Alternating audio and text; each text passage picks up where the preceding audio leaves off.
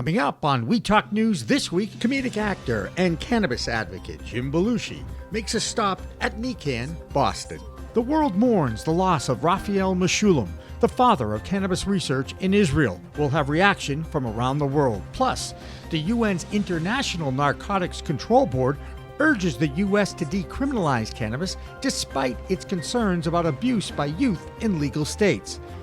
And the collapse of Silicon Valley Bank sends stocks crashing. But what impact on the cannabis stock market? We'll ask our market expert, Doug Miller, about that one. And President Joe Biden continues to send mixed signals about federal reform by blocking Washington, D.C.'s launch of their already approved adult use market. I guess even the White House can play the role of NIMBY, not in my backyard. All that and more on We Talk News next.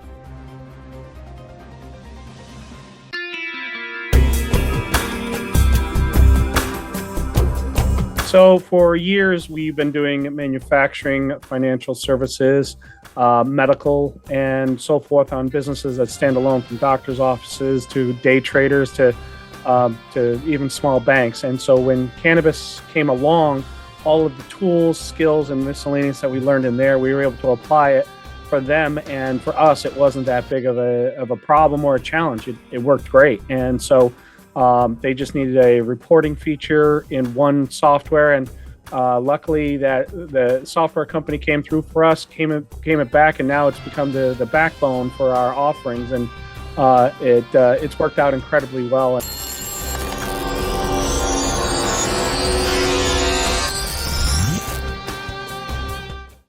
We are Pro Cannabis Media.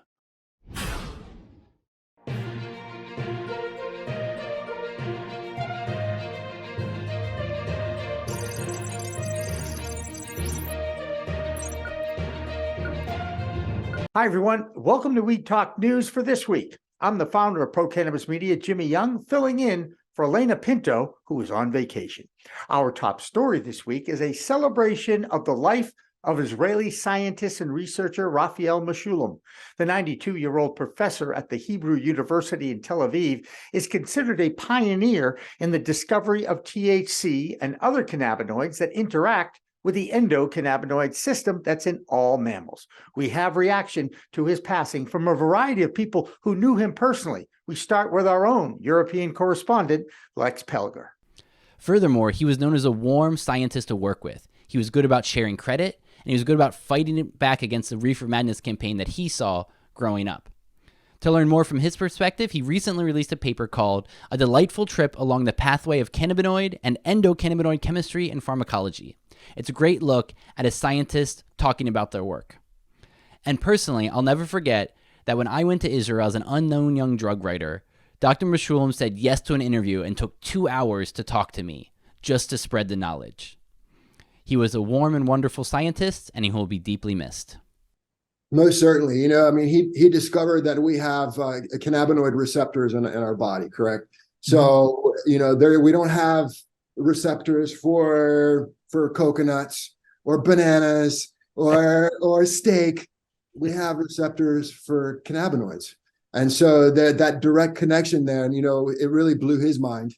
And it blew our mind that he was able to discover all that. And then the connection, the drive and the passion that he had for that drove him to discover that the ingestion of cannabis creates anandamides within us that then go out throughout our body. And wherever there's deficiencies, it basically reprograms those cells in that particular area to cause healing. And that was just groundbreaking for him, was a discovery of the anandamides and how that would help people, like you said, cure cancer and other terrible diseases. It was pretty impactful. Do you think he should have won the Nobel Peace Prize? Most certainly. Next up, the United Nations International Narcotics Control Board has issued a warning to the United States about inconsistencies in the federal laws regarding cannabis. Now, the warning is concerning the supposedly increased use of cannabis among the under 21 population in legal states. I say supposedly because there are conflicting research studies on this, and anyone can spin research and conclusions that fit any specific argument. Now, the UN did not cite any specific study or evidence of an increase in use by young people. It did urge the US, however, to decriminalize the plant, not legalize it as a first step.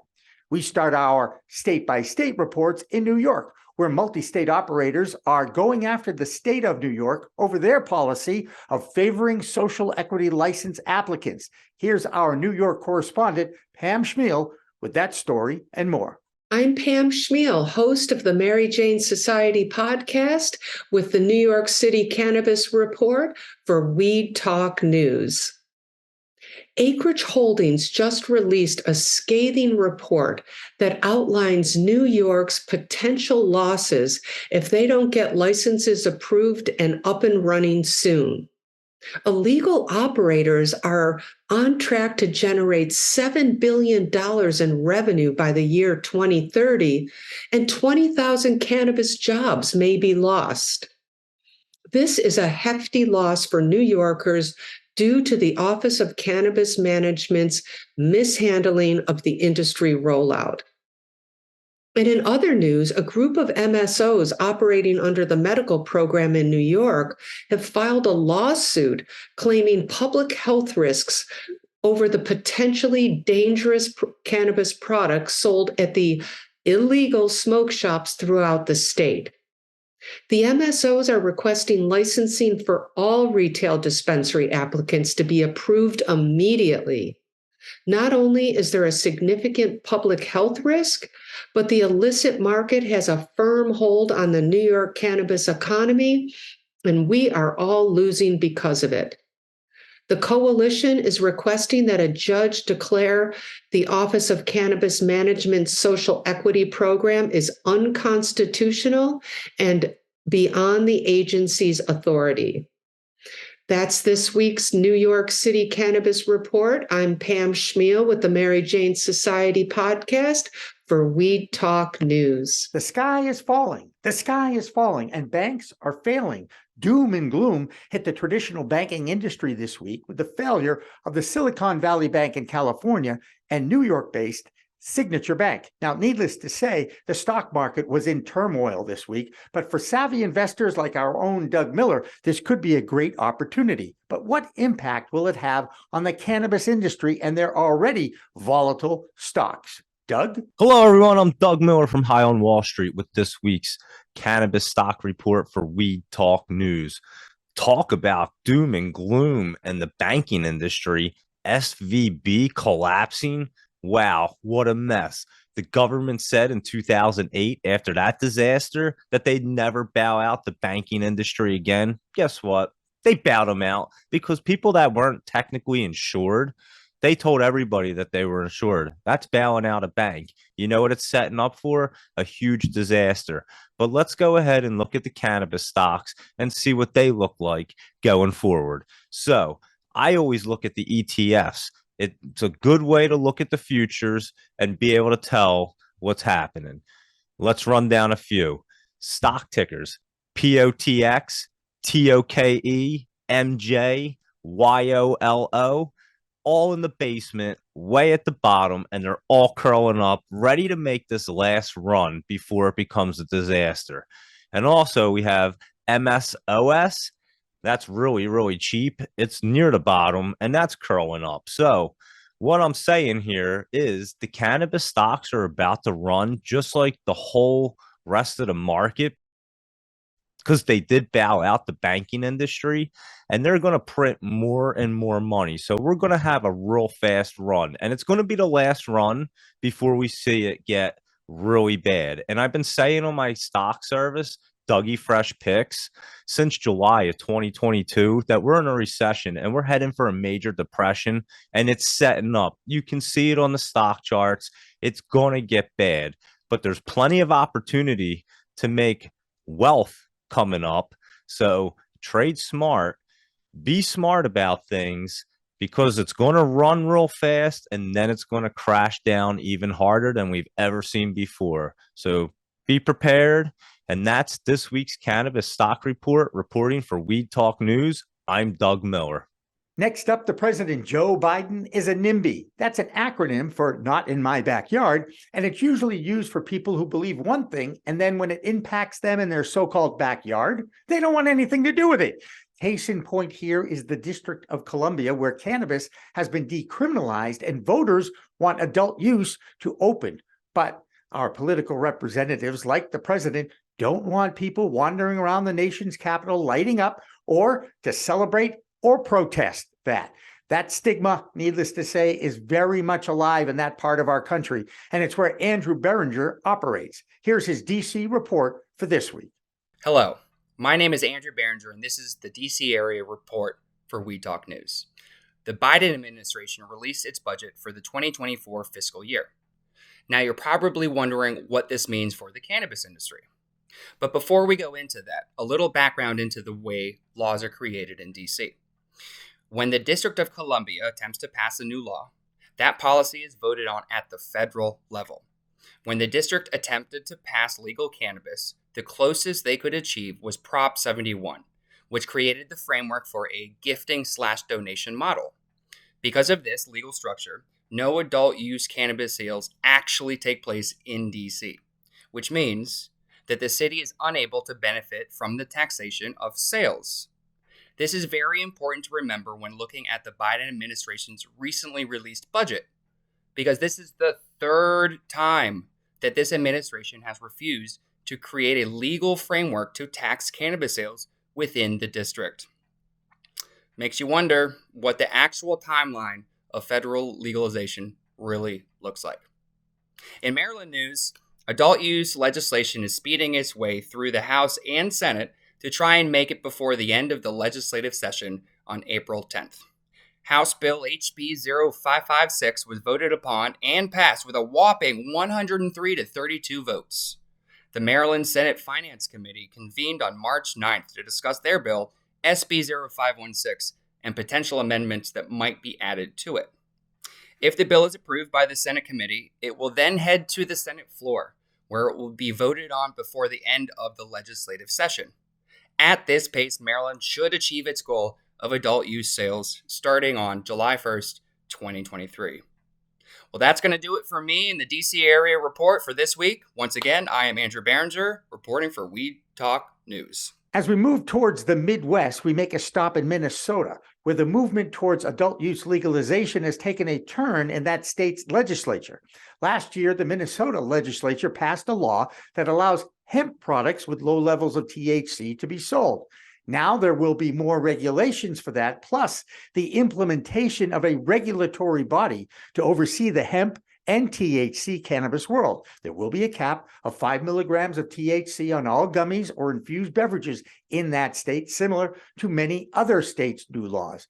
Now, over in Michigan, the price of an ounce of cannabis is actually going up. And believe it or not, that's a good sign, as Rick Thompson explains what is going on in Michigan's adult use market. Rick? Hello again. This is the Michigan Report with Rick Thompson on Weed Talk News. Let's begin.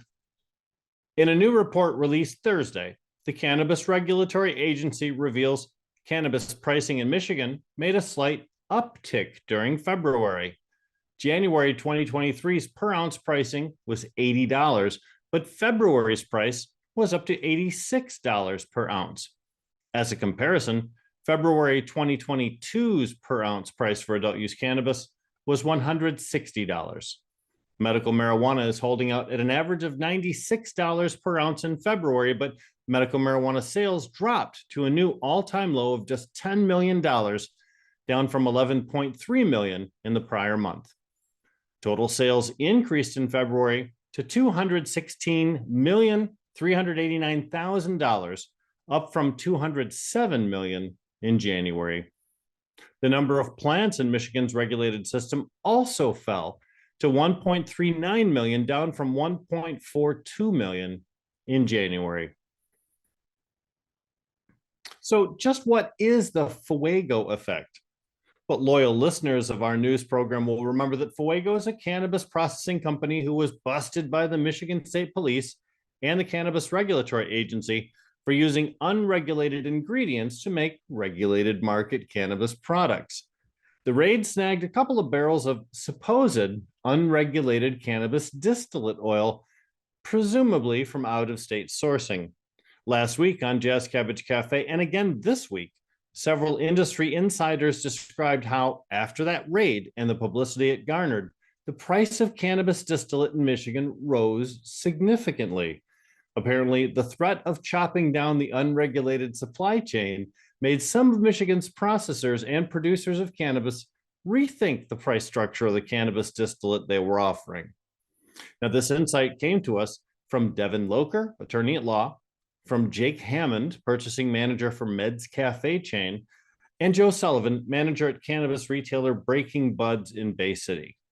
Hammond described the price bump as the Fuego effect, and the name is catchy enough to stick. We can expect more raids in the near future, and when a raid results in higher pricing in the cannabis wholesale market, we will refer to it as the Fuego effect. Well, SkyMint seems poised to keep their doors open for the near future at least, based on a statement from their primary creditor that they'll keep feeding the failing cannabis company money in hopes of recouping their $172 million debt. Well, it's true that SkyMint has been placed in receivership by a judge in Ingham County, and they're being sued by a second creditor in the Oakland County court system. Sunstream, whose subsidiary Tropics loaned SkyMint more than $120 million, has seen that balance due balloon to $172 million, and they've just loaned SkyMint more of what they call operating capital. The amount loaned and the terms of the deal were not released to the public, but Sunstream issued a press release where they stated they'll pay employee salaries and, quote, certain management persons while they try to stabilize the company or prepare them for a sale. SkyMint is reportedly losing more than $3 million every month, and their landlord at their giant Diamonddale cultivation facility has already filed eviction proceedings against them. The press release said Sunstream hopes to have limited disruption to the business and operations of SkyMint during the terms of their receivership. SkyMint owes more than $1 million in back rent at that Diamonddale facility and has a $4 million tax bill due in 10 days. That big bag of assholes running SkyMint might live to breathe cannabis smoke for another day, but their time of reckoning is fast approaching. And that's it for the Michigan Report with Rick Thompson on Weed Talk News. Over in Europe, there's big news about the amount of THC that is allowed in hemp in Portugal. That's right. It's now legal to grow hemp with 0.3% THC, and that's up from 0.2% THC. So at least that's going in the right direction in Portugal. Not quite sure what's going on in Germany, a country that is still struggling to move forward with their reform. Here's our European correspondent, Lex Pelger, with more from that part of the world. I'm Lex Pelger from White Whale Creations with this week's European Cannabis Report for Weed Talk News. Cannabis censorship in the Czech Republic. Despite last month's announcement about legalizing adult use cannabis and over 10 years of decriminalization and medical use, the journalist Robert Veverka, director of the Czech cannabis magazine Legalize, was convicted this week of inciting the abuse of addictive substances and spreading drug addiction through his magazine. Throughout his legal battle, Veverka has continuously used the slogan, "Education is not a crime." After an appeal of his previous conviction in November 2021, Veverka now lost at the regional court level and was ordered to pay a fine of 250,000 Czech crowns, equivalent to more than 10,000 euros. He also faces an effective ban from publishing the magazine in the future. He will appeal to the Supreme Court, but the judicial system is overwhelmed and there's no way to know if and when the case will be taken up again. Another blow to Germany's legalization plans, a new expert opinion written by the European law professor Bernhard Wegner suggests that Germany's current plans for cannabis legalization contradict international and European law. The 53-page scientific report was commissioned by the state health minister, a member of the Christian Social Union Party who are generally opposed to the country's legalization plans. The scathing report suggests that the current proposal violates the 1988 UN Convention against illicit traffic in narcotic drugs and psychotropic substances. Opponents in the Free Democratic Party made accusations of an anti-cannabis campaign and stressed that once the draft cannabis law will be published later this month, it would be clear how the controlled release of cannabis can be implemented with legal certainty. In Portugal, after months of delay, 6 ministries finally approved the necessary regulations to change the allowed THC level in hemp from 0.2% to 0.3%. This was a mandatory change to their law because the European Parliament approved this new hemp THC level in December of 2021. But despite Portugal's well-known decriminalization of all drugs more than 20 years ago, the country has been quite conservative in regards to its hemp and cannabis laws. Farmers and hemp advocates see the current amendment as a missed opportunity that did not address any of their concerns about minimum cultivation areas that shut out small farmers, restricted agronomic practices, a ban on growing in greenhouses, as well as a ban on using all parts of the plant, such as the flower. Meanwhile, the last 2 adult use cannabis laws in Portugal's parliament have stalled and expired. That's the European Cannabis Report for this week. For more on the science side, see my newsletter on Substack, Cannabinoids and the People. I'm Lex Pelger from White Whale Creations, reporting for Weed Talk News. A tale of 2 different states with 2 distinctly different laws on cannabis. Arkansas, which has a vibrant medical program, and Connecticut, which has a new adult use market. Now, in Arkansas, year over year sales of medical cannabis is up to $45 million since the beginning of 2023. That is a $4 million increase year over year. In Connecticut, however, the new adult use market is starting very slow. In fact, if you look at the first full month of legal sales in Connecticut, only $7 million in adult use sales were sold in February, the very first full month of adult use sales in the Nutmeg State. However, there were over $11 million sold in the medical use community in that same state. So that total of $18 million over a 4-week period does show some signs of continued growth as more dispensaries open and more medical facilities make the turn to adult use. Now, let's check in on New Jersey, another new market that is starting to grow. Here's Jill Goldsberry with that report. Hi, everyone. This is Jill Goldsberry from Weed Talk News, New Jersey, and here is what's happening. New Jersey is no longer limiting the number of cannabis cultivation licenses that entrepreneurs are looking forward to supplying the East Coast marijuana market as production ramps up. New Jersey's 2-year cap that limited cultivation licenses to 37 was included in a legislation act enacted in 2021.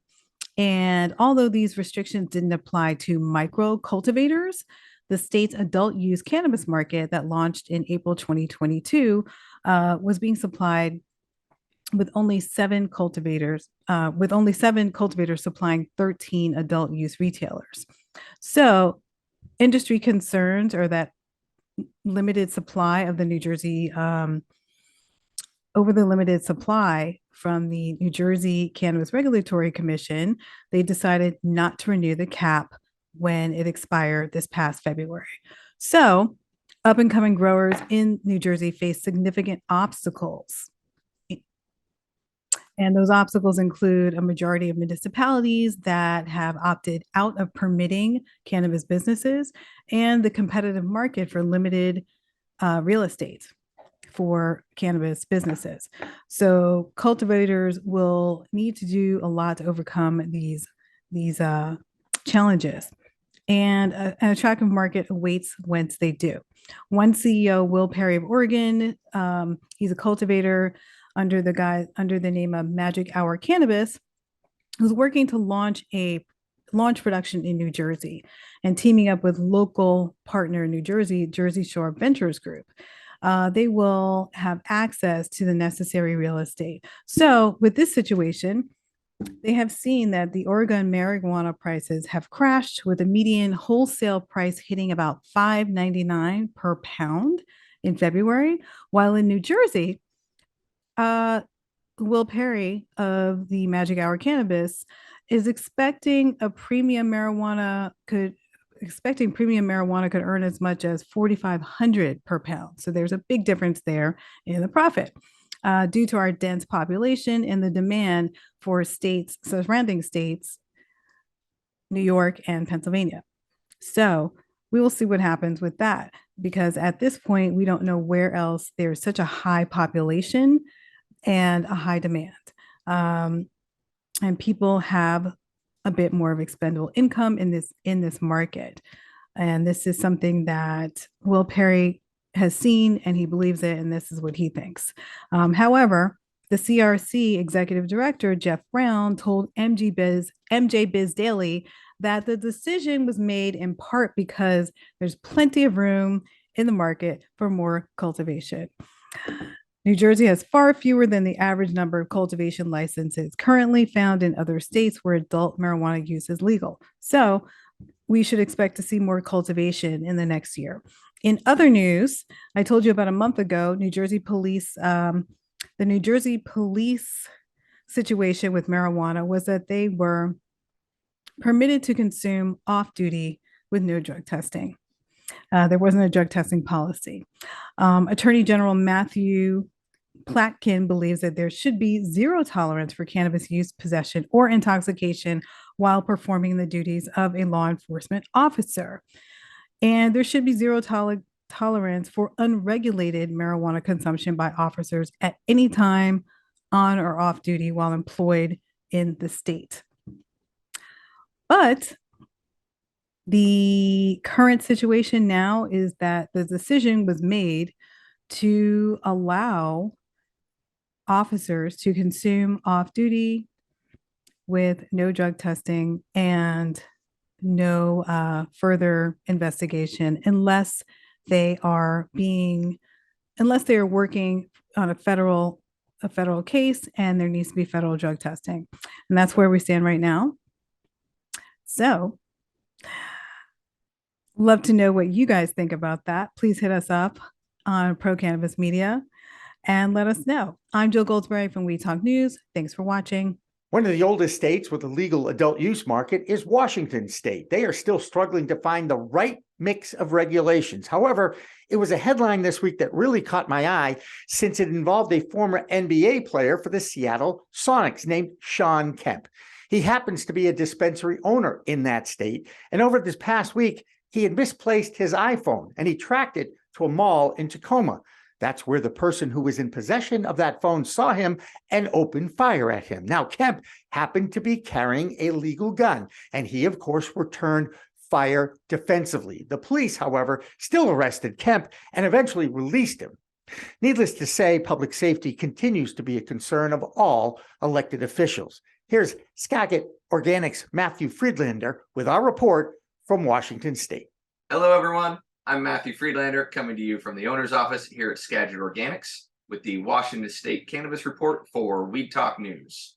So we're going to start this week by talking about a story that was reported on by many media outlets. Local legend, ex-Seattle Supersonic and cannabis store owner Shawn Kemp was apparently robbed and shot at last week. This story involves all the great things that the media likes to sensationalize. And as you can imagine, there's been lots of misrepresented information out there about this incident.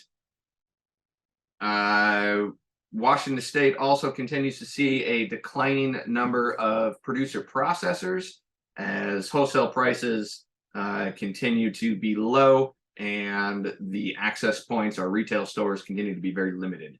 Good news on that front, though. The legislation creating equity licenses is in effect, and 40-some licenses should be issued here soon. So that will help alleviate a couple different problems, hopefully. That's it for this week. My name is Matthew Friedlander, reporting for Weed Talk News. Don't forget to like, share, and subscribe. Now it's time for the Massachusetts Cannabis Report, sponsored by Holyoke Cannabis. The big story this week was the return of the New England Cannabis Convention to the Heinz Auditorium in Boston. After a year off for the pandemic and then a masked return in 21-22, NECANN returned to their regular event time in March. Thousands of people from both the trade and the consumer world flocked to Boston for this 3-day event. It is one of the few trade shows that welcomes the consumer and the trade together. Now, you might imagine it did fill up both convention halls at the Heinz, plus a dozen breakout rooms for workshops and tons of speakers. The keynote speaker, though, was comedic actor and grower Jim Belushi, who was interviewed by NECANN's own Mark Shepard and shared the passion he has for the plant. Every one of them has a story, and they're all beautiful stories about medicine. And whether it's the girl Jane at Green Med in Tucson, she's the cook. She makes the edibles there, fantastic edibles. And she got in because her sister had cancer, and she used to make, brownies for her. And then, the sister later passed, and she carried on her sister's spirit within what she manufactures. So everything she makes has this context. And everything we make should have that context of medicine and love. What can I tell you? One more note from the Bay State, North Shore Community College in Danvers and in Lynn is jumping in on the educational opportunity for cannabis operations in the community. The NCCC will be offering a 2-semester, 16-credit set of courses that relate to the industry, including plant and soil science, law and regulations, cultivation and management, just to name a few. This certificate courses will be offered in the fall of this year. That's this week's Massachusetts Cannabis Report, sponsored by Holyoke Cannabis. Bay State Cannabis Report is supported by Holyoke Cannabis, Holyoke's finest cannabis recreational experience.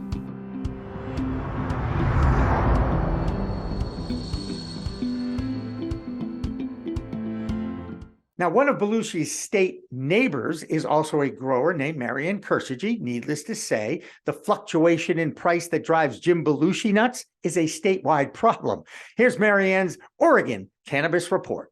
I'm Marianne from Alibi with this week's Oregon Cannabis Report for Weed Talk News. Oregon again made national news for low cannabis prices. Headlines say, Oregon's cannabis market is at its weakest economic position. Anticipating more companies to exit and dissolve, many MSOs have left the state, leaving room for craft grows and local companies connected to the community. Also, Oregon is known for its green initiative, and P3 Distributing continues to expand its recycling efforts. Contact them for a free box to recycle pop tops and metric tags. And finally, St. Patrick's Day is this week. Willamette Week has put together a list of some green strains so you don't get pinched. Look for Green Dragon, Green Dream, Green Monster, and Green Crack. That'll do it for the Oregon Report this week.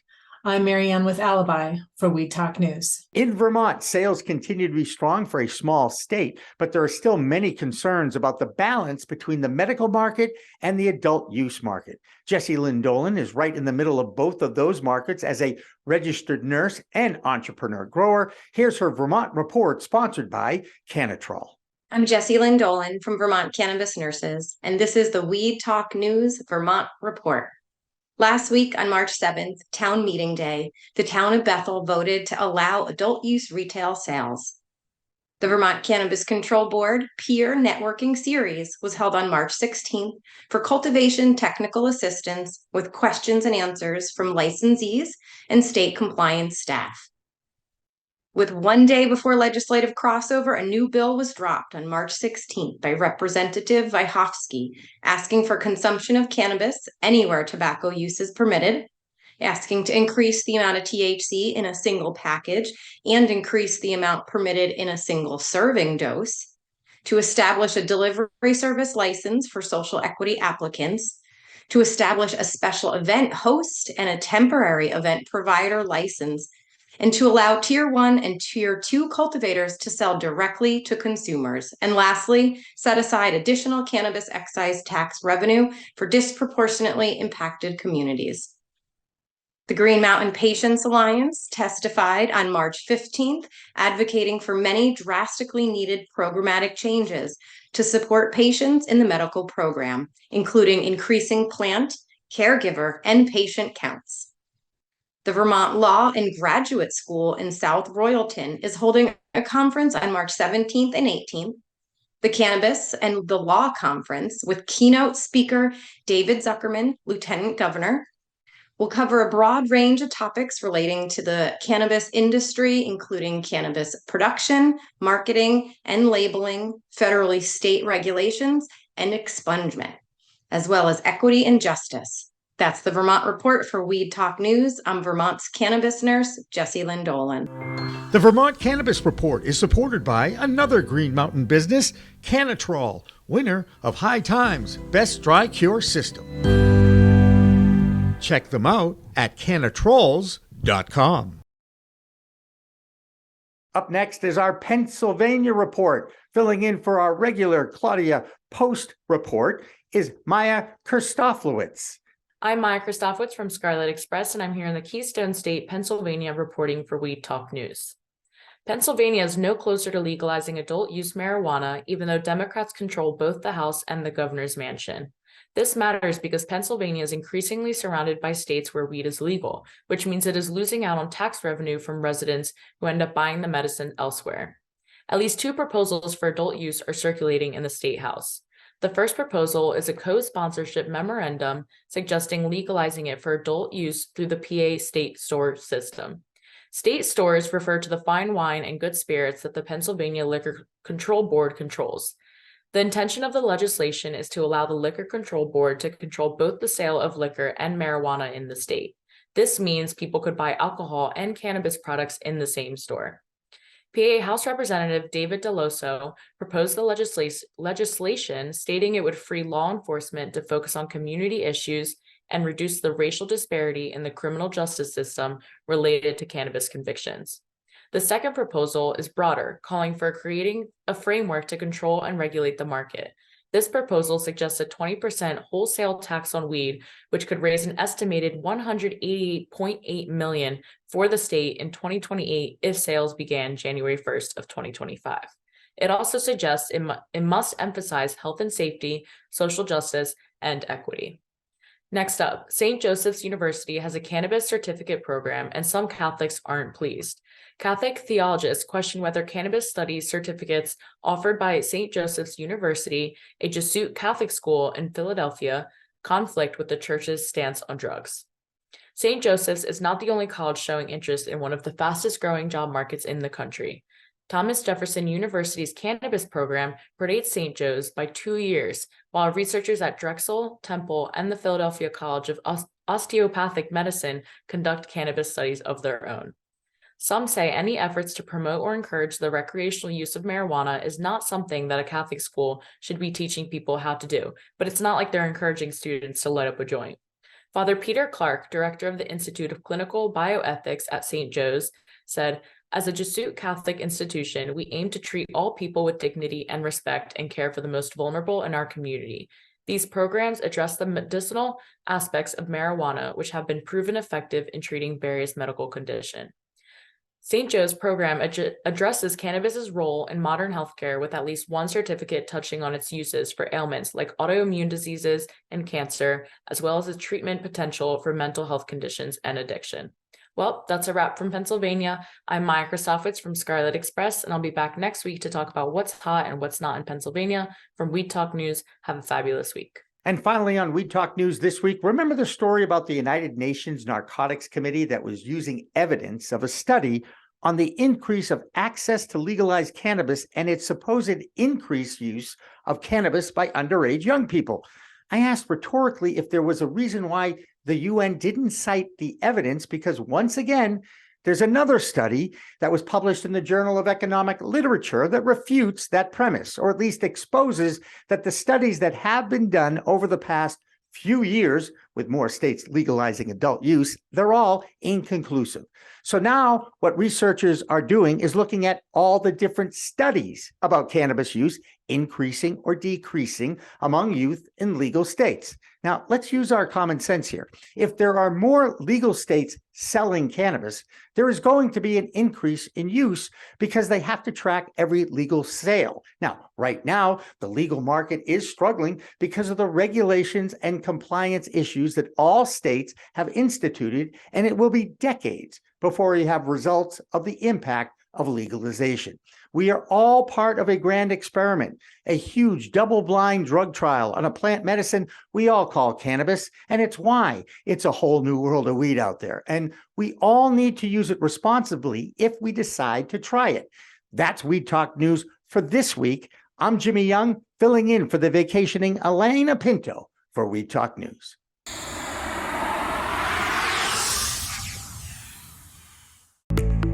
It's a whole new world of weed out there, isn't it? Everyone is learning new ways to titrate, ingest, consume, imbibe, and engage with this plant medicine we call cannabis. Hi, I'm Jimmy Young, the founder of Pro Cannabis Media and the host of In the Weeds, and once in a while, the really live business cannabis talk show we call Green Rush on Friday afternoons from 4 p.m. to 6 p.m. Eastern.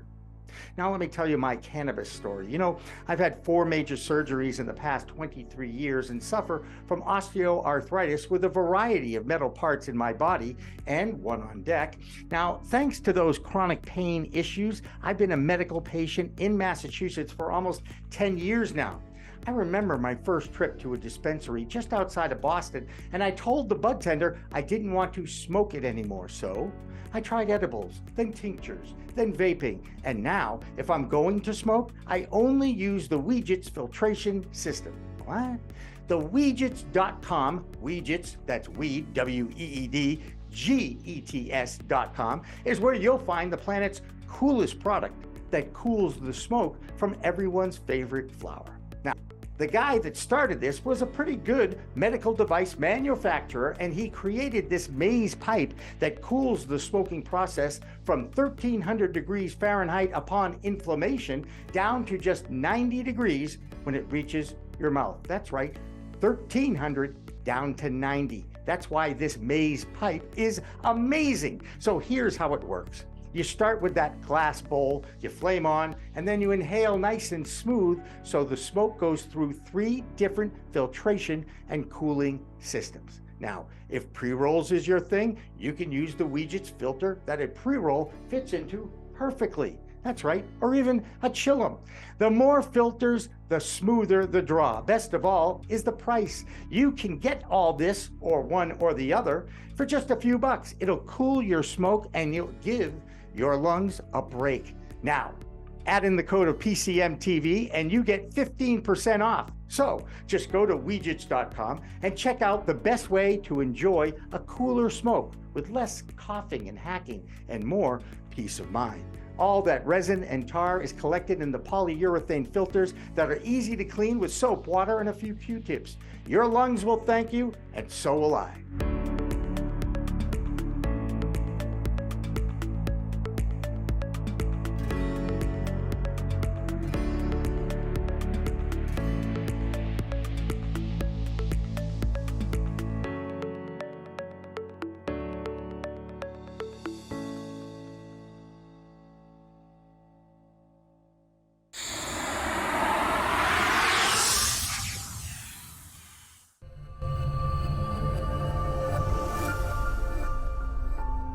As a broker, we have access to many cannabis carriers. So I will go in with 2 or 3 quotes for people.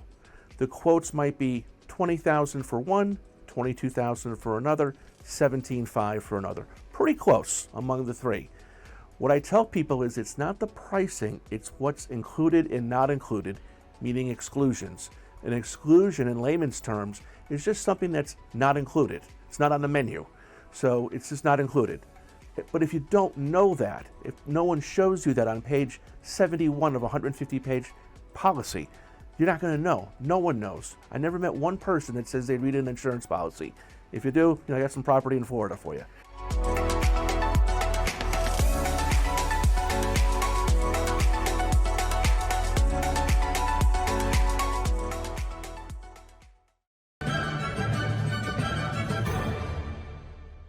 Weed Talk and In the Weeds are 2 productions of Pro Cannabis Media supported by Revolutionary Clinics, one of the top medical cannabis dispensaries in the Massachusetts area, now with 3 locations in Greater Boston, 2 in Cambridge and 1 on Broadway in Somerville. Rev Clinics has a patient-first mission. They will customize your needs as a medical patient with the proper titration and combination of strains, flavors, and products. Rev Clinics, where the patient comes first.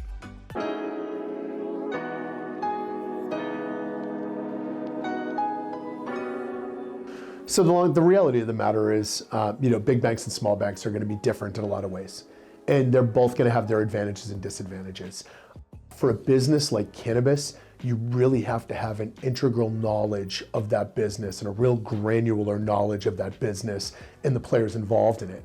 And that's why if you look at the banks that are successful to play in this space in Massachusetts, they are smaller banks that are very heavy, intensified personal touch, human communication, where you don't get a lot of that with the bigger banks.